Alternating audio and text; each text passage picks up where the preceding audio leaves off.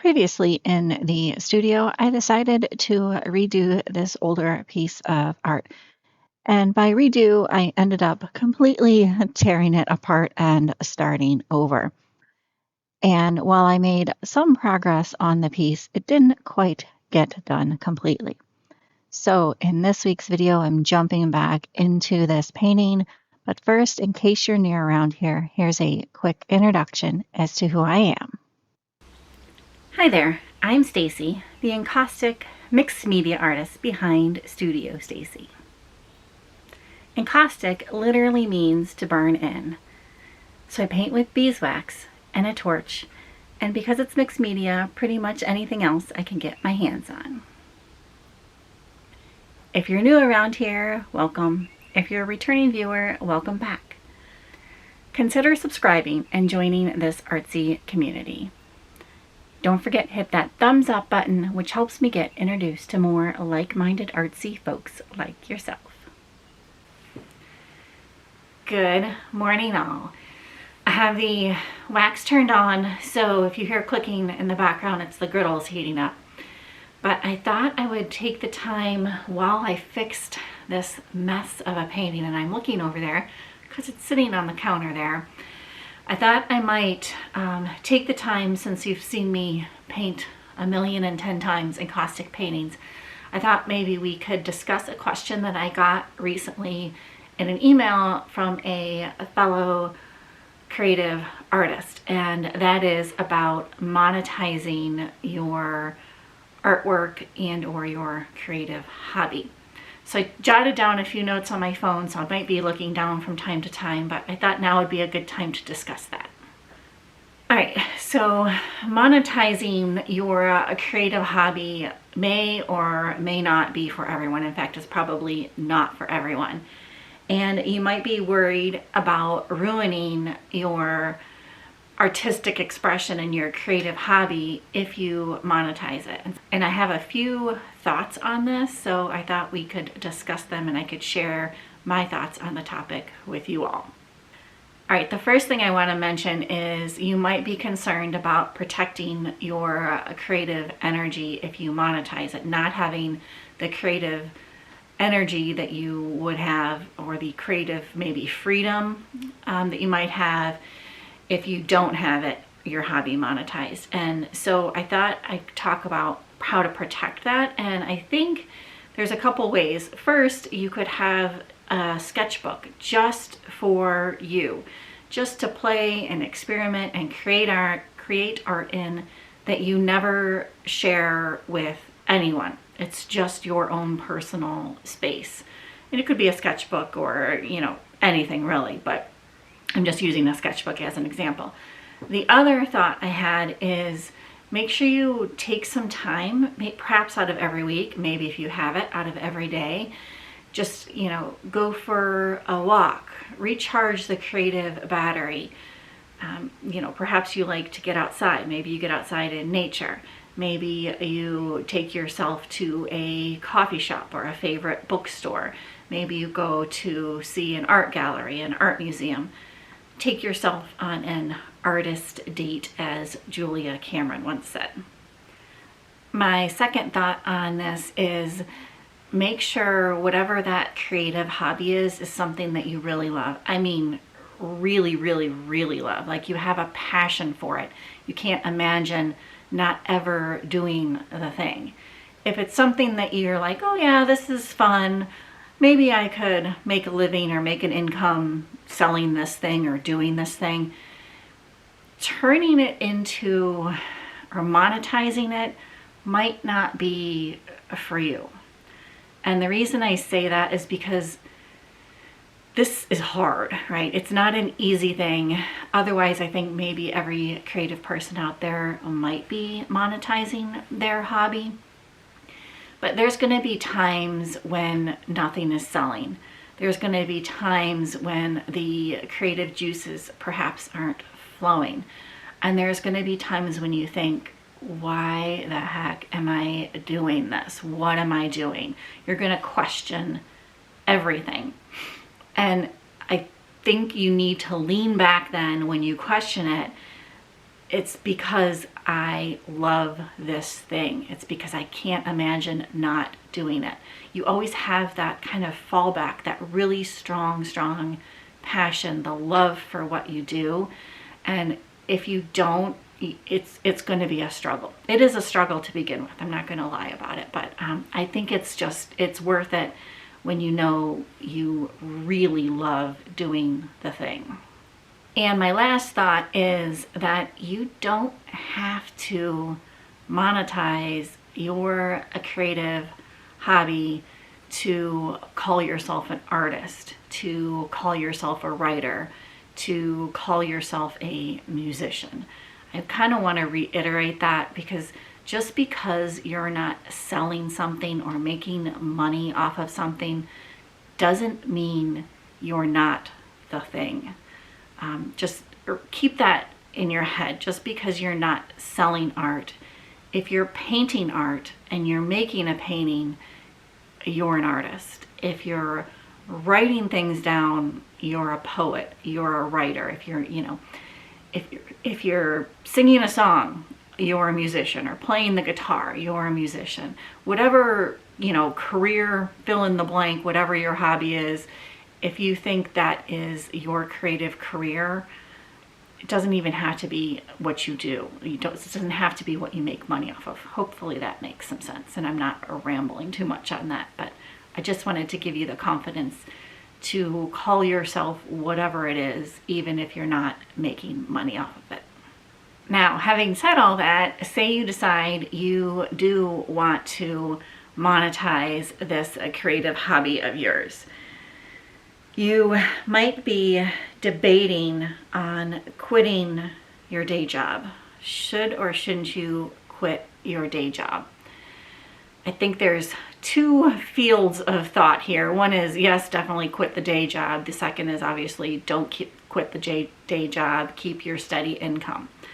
On one hand, you might feel that you need that day job to keep your art separate, to keep the creative juices flowing and not put pressure on that hobby, even though you are going to be selling it. But then you have a backup plan, right? You still have your day job. Perhaps you still have your health care, things that are important, right? And you don't want to put too much pressure on your creative self. And if you have this kind of backup plan or fallback thing, then that takes a little bit of the creative pressure off of yourself. It also may be too stressful to create. Like, you may just feel too much pressure to have to create something and then to turn around and have to put a price on it and then turn around and sell that thing in order to keep the lights on, the heat on. It just might be too stressful, and that's okay. Keep your day job. You can still monetize your creative hobby. And then there's the flip side of that. Perhaps you are incredibly unhappy in your quote-unquote day job. Perhaps it's a very stressful job to begin with. Perhaps it's just not something that you are passionate about whatsoever. And by the time you get done doing that day job, you are burnt out. You're tired. You don't want to do anything else. You don't feel like doing anything else. In that case, it might be better to actually quit the day job. Now, I know, again, this is going to put stress on yourself, but maybe you have enough passion and you find enough joy in doing the thing that it's worth the extra stress. And if it's worth that extra stress, you may actually find yourself thriving under that pressure of needing to create for financial freedom, if you will. You may find you're the type of person that really thrives in that, and once you've gotten rid of that day job, you feel an incredible amount of not only creative freedom, but also financial freedom. Personally, for myself, I chose to do both. I chose to monetize my art hobby and quit my day job. Monetizing my art hobby was a lot easier of a decision than it was to quit my day job. Luckily, I am fortunate enough to have a husband who has a steady income and carries our health care for us through his job. So I feel very lucky, very privileged in that manner. It's a lot less stress on me knowing that I do have a little bit of a backup plan with him. We can keep the lights on, can keep groceries on the table, things like that.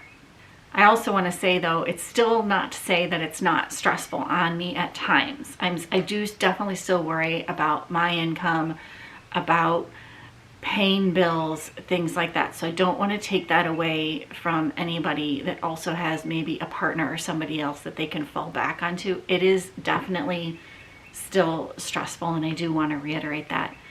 But really, at the end of the day, I get to do what I love, and who can complain about that, right? So anyways, hopefully, I don't know if that was helpful to any of you all. If you're considering quitting your day job, if you're considering monetizing your creative hobby, I don't know, I'd like to know down there below in the comments, have any of you quit your day job and monetized your hobby? Are you thinking about it? Is it not even something that you're wanting to consider? I'd be interested to know what y'all are doing.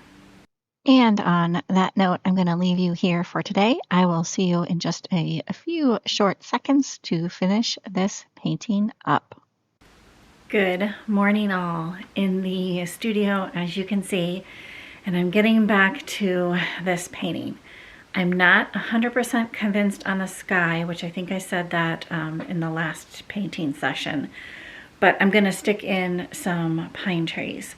These pine trees that I have sketched out, and I'm going to use my favorite graphite transfer paper, and if I can find it, I'll link it down below. But I like this one because it doesn't smear onto the surface that you're transferring the image on. Now, because it's not easily, the graphite doesn't easily transfer onto the surface, you have to press down a little bit harder, I found, than other graphite transfer papers. But that's my phone, sorry, hang on. All right, sorry about that. I don't remember where I was at, other than this is my favorite graphite transfer paper. It doesn't like automatically come off on something. So if you press down just a little bit, like with the palm of your hand or something like that, it doesn't automatically transfer the graphite, which is what I like about it. I think I was saying though, the downside is you do have to press harder on it to get your lines to transfer, but I don't mind that because I'd rather that than have graphite smeared all over the painting. So, and now my battery's gonna die, so let me get this going and change this battery, and yeah, I'll start this transfer. All right, transfer is done, and now I am going to ink in these trees using India ink from Bombay. It's one of my favorite inks to use with Encaustic, as it sticks to the wax very nicely. You do need to fuse it ever so slightly afterwards just to make sure it's fully embedded, but it works really well with Encaustic. So yeah, let's start inking these trees in next.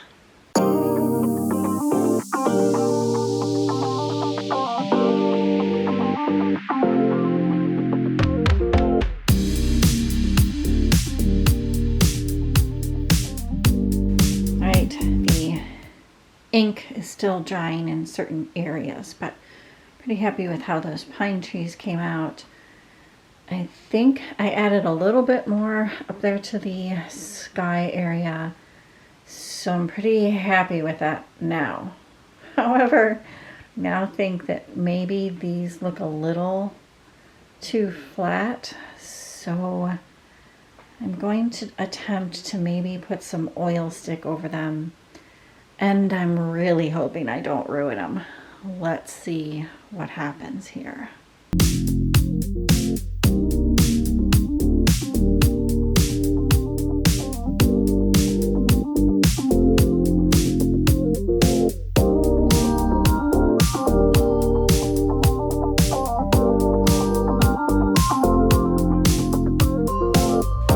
All right, all, I think I'm calling this done. I'm calling it done for today. I'm going to leave the tape on just to make sure I'm completely convinced. I like that, so I'm glad I did that. It brings out the texture up there. It just adds a little extra dimension. So good thing. I'm happy with it. And yeah, I would tilt it up, except I filled in a few more ink spots down here. So those are drying a little bit more. Tried to fill in a little bit more of the black trees, so you're getting a glare on here. I will try to get a final picture here. I think I'll probably come back over sometime later this week and take the tape off and just, you know, be 100% sure. But I am pretty happy with how that came out. Morning all, happy Friday. I have decided that this painting is officially done. So I need to take the tape off of it, but I'm just gonna let it sit over on my easel briefly just to make sure, look at it briefly a bit while I clean up this disaster in the studio. So, but I do believe it's done. I'm quite happy with it. So now to get this big old mess cleaned up. All right, desk is cleared off. Last thing I have to do is just take the tape off of this painting. So let's do that, and then I'll pick you guys back up and get a couple close-ups and some other shots of this painting. All right, all, here you go, the finished painting. Some close-ups of that oil stick area, and the sky, and then panning down to the trees. And I purposely didn't cover in every single spot on those trees, just to kind of make it a little bit, have a little bit more texture to it and make it a little bit more interesting. So there you go, the finished painting. Hopefully this one's done anyways. Who knows? Maybe 2 years from now I'll decide to redo this again. All right, all, I'm gonna let you go here. If you liked the video, please give it a thumbs up. It truly, truly does help me out. Consider subscribing if you're not already. And thank you so much for following along on this two-part journey of that painting. Happy with how it came out, and yeah, just thanks for being here. All right, all, see you in the next one. Bye for now.